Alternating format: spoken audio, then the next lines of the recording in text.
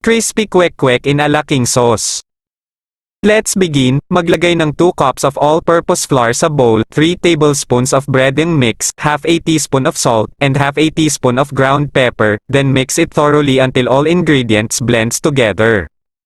Next maglagay ng 4 tablespoons na breading mixture na ginawa natin sa bowl, at isang itlog, haluin ng mabuti until well blended, then mag-add ng konting water at ituloy ang panghalo hanggang makuha ang tamang lapot nito.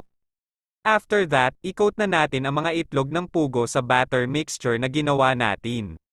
Then i-coat naman natin sa breading mixture at ibabad ulit sa batter mixture at balik natin ulit sa breading mixture guys, bali 2 beses natin i-coat ang mga itlog ng pugo, then set them aside. Next magpainit na tayo ng mantika at prituin na natin ang mga itlog into medium heat until they turn into golden brown in color. Halo-haluin ng konti parang even ang pagkaprito ng mga itlog, then set them aside.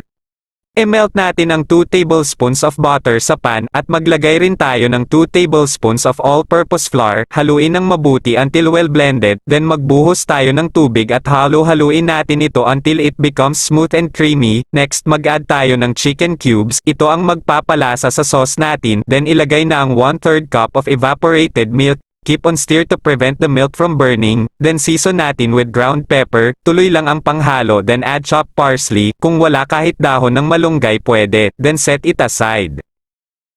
Next ilagay na ang 3 itlog sa paper tray, then ibuhos natin ang masarap na sauce dito. Eto na ang crispy kwek-kwek in a laking sauce guys, try nyo na rin ito inegosyo, just drizzle a chopped green onion on top.